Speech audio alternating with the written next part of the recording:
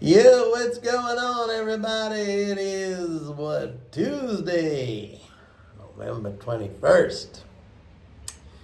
So we had a little bit of a pullback in the market today. We actually had 3 days of drain, of fiscal drain, about 16.6 billion. Tomorrow's going to be a Social Security payment. So that should recover that drain. Wasn't big drain, but and then we're coming in towards the first of the month, December. That's a big first of the month payments day, so that's positive, but we're moving towards the December 15th quarterly tax drain. So we still should see a pullback in the market. Now, understand that you got these monetarist zombies now all very excited about a rate cut or the end of the Fed rate hikes, even though today in the Fed minutes, there was, kind of hawkish. On the hawkish side, I would say that they're talking about we need to stay tight. Fed needs to stay tight for a long period of time, blah, blah, blah. I'm not really interested in talking about this stuff. The overarching, like I always say every day here, the overarching fundamental is it's bullish because, again, you're spending 7 trillion plus annually, you're running 2 trillion plus deficits. I mean, you're not going to get an economic contraction under those conditions. You're just not. And if you're not going to get an economic contraction, then your job basically is to just wait for these market pullbacks and to buy or to add onto your portfolio, add to your positions. But one thing I do want to talk about, and I see this popping up more and more, I mean, it's something that we see and we hear all the time, but it's starting to pop up a lot now, is what I would term as the only real long-term existential threat to the economy and the stock market. And that has nothing to do with anything external, any kind of war or anything like that. Like, hopefully not. I mean, the only war I think that would be in that category would be something here on U.S. soil, and that's just not going to happen. Or I hope that's not going to happen. But anyway, that's not what I'm here to talk about. I'm here to talk about economics. And that long-term and existential threat to the economy and the stock market is this kind of ignorant understanding about debt and deficits. Like I see this a lot now, how the commentary has become, deficit, the debt's getting too high. We had this goofball Ray Dalio saying it's hitting an inflection point. You know how many times they've been saying it's hitting an inflection point? Like for the last 40 years, I've been doing this. They've been talking about it's been hitting an inflection point. So he's a goofball, in my opinion. And he keeps embarrassing himself, really, with these comments because they just very quickly after he says this stuff, he's proven wrong. And then he just goes on to come up with some new nonsense, which he's proven wrong about. But this is a common theme now that is popping up, not just from people like Dalio and Gundlach and all these other, people who are very, very ignorant. They might be educated at top schools, but their knowledge and understanding of economics is really ignorant. And as I've said many times, they just fall into a category of, it's almost like a kind of blind religion, the way they talk about things, and they are really uninterested in trying to understand the truth of how things work.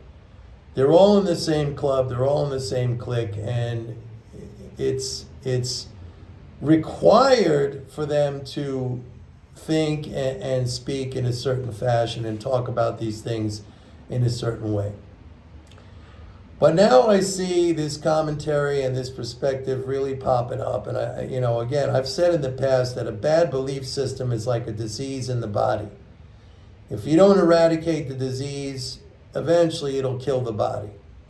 And the body being the U.S. economy, the United States. The disease, of course, is this completely wrong understanding about how the monetary system functions. I mean, these people are still living in the days of a gold standard or a fixed exchange rate where options were limited, okay? And the government, under those conditions, really did have to collect taxes to fund itself. We're not in that scenario anymore. We haven't been in that scenario for over 50 years, okay? And so this idea that we need to, the government needs to cut spending in order to bring its debts down, not only is inapplicable under the current paradigm, under the current reality of our monetary system, but it is also just wrong in the sense that it won't work. It won't work. Because a cut in government spending will reduce economic activity, which will lower tax receipts, which will actually increase the deficit because we have these things called automatic stabilizers, things like unemployment insurance, Social Security, Medicare, Medicaid, disability, stuff like that. As the economy contracts, these automatic stabilizers necessarily increase. It's the way the whole system is set up. So there's no ability to reduce the deficit and the so-called debt by cutting spending. All you do is you shrink the economy, you create high levels of unemployment, you kick in these automatic stabilizers to a very high level, and you're never going to get the outcome. It's another one of these things like the Fed raising interest rates, thinking they're going to squash inflation. On a side note, we got this guy, this new guy in Argentina who just got elected, and the guy looks like a total unleashed maniac. I mean, in one sense, he's kind of comical. But he said, we're gonna adopt the U.S. dollar as our currency in Argentina. And this folks, it goes from stupid to stupider. It just keeps going along this path, and it makes me sometimes really wonder about humans. Like, do we actually learn?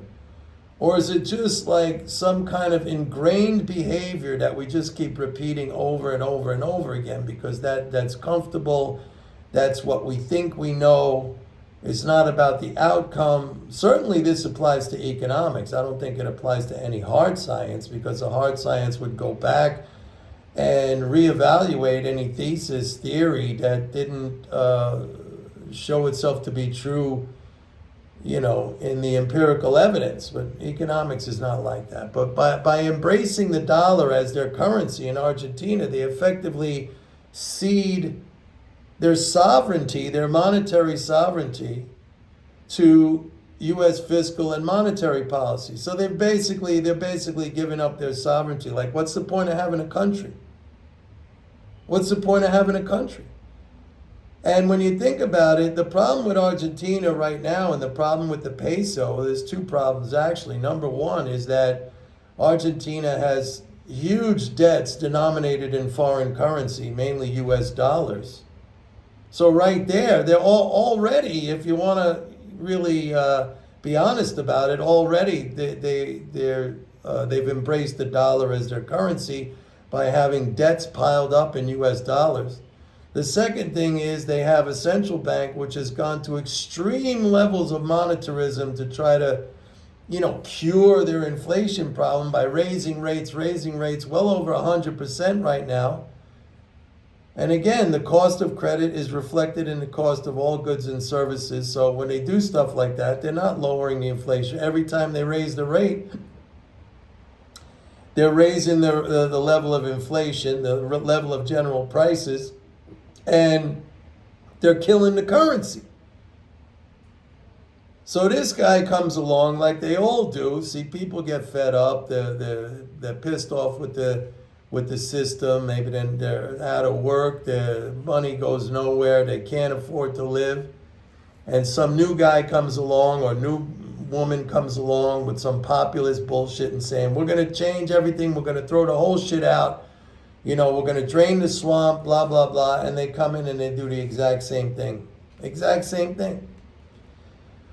So I just mentioned this as on a side note about Argentina because, I saw this guy got elected and I'm thinking, oh, maybe they got a chance now. And then right away, he's right back to the old way. Right away, he goes right back to the old way.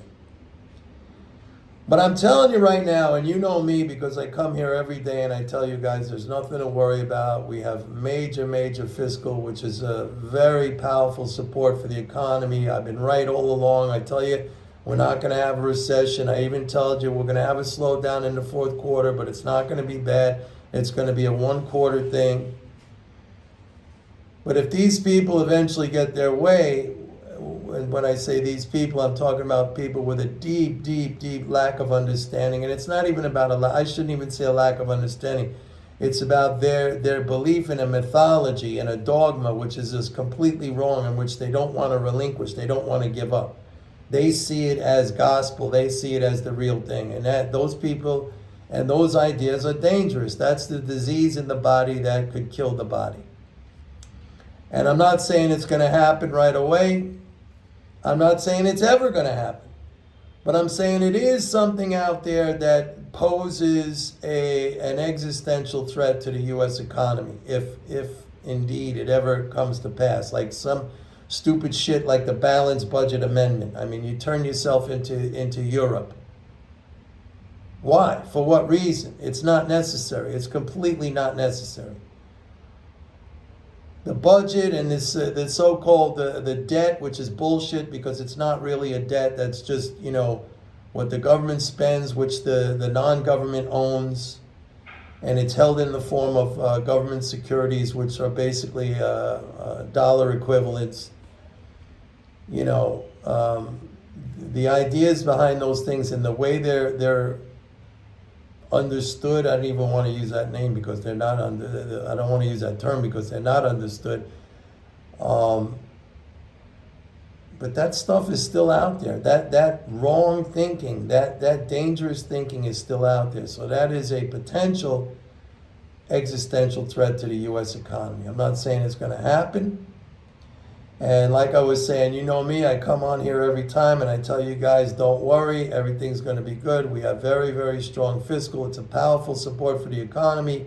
If the economy is good, the stock market's going to be good. It's very, very simple, folks. Very, very simple.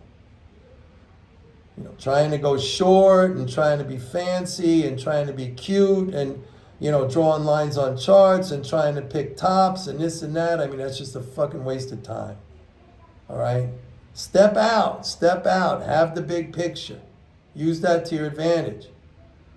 Don't be cute to the point where you screw yourself up. That's what people do. They want some gimmick, they want to be cute, they want to just absolutely pinpoint time something. I said 1,000,000 times, it's not about timing, it's about time.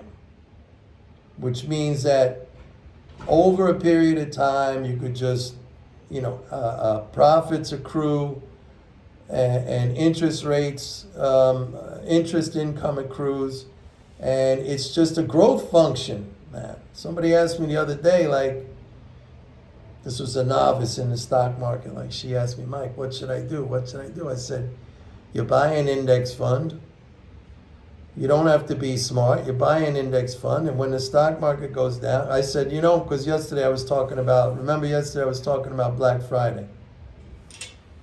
And she loves Black Friday. She's a shopper. She's really into shopping. And I said, what do you do on Black Friday? Oh, I love it because all the things I love are on sale. Exactly. Exactly. Same thing with the market, but people do the exact opposite. They freak out, they panic, they sell. Everything's on sale. What are you selling? You should be buying. And it's really a shame they don't teach this shit in schools because kids need to know this. You get one of these retirement calculators, you could see them online. You put when a newborn child is born, put $50 a month away, compounded at about 8% return, which is what the stock market does over time. That doesn't even include reinvesting dividends and stuff like that. And it doesn't even include if you tweak the performance a little bit, where you buy more when it goes down By the time that kid or an adult of 65 got several $1 million, but $50 a month. Everyone can afford that. I'm sorry, everyone can afford that. They don't teach this shit. You make it too hard on yourself. All this worry and nerves and fear and emotion, and then I better sell out. But she asked me, what do I do when it goes down? I lost money. You lose money when you decide to lose money. Losing money is a choice. I say this in my Forex course when I used to teach the Forex course. I said losing money is a choice. In 99% of the situations, worst case scenario, you could trade out of it. Just got to stay calm and not panic like everybody does. Everybody fucking panics. And then everybody, when it's going up, they run after it like this is the last time I'm ever going to be able to buy this stock. No, it's not. It's all about behavior. Anyway, that's it for today, folks. Don't forget, go to my website, pitbulleconomics.com. Sign up for a 30-day free trial of MMT Trader. See you tomorrow. Bye.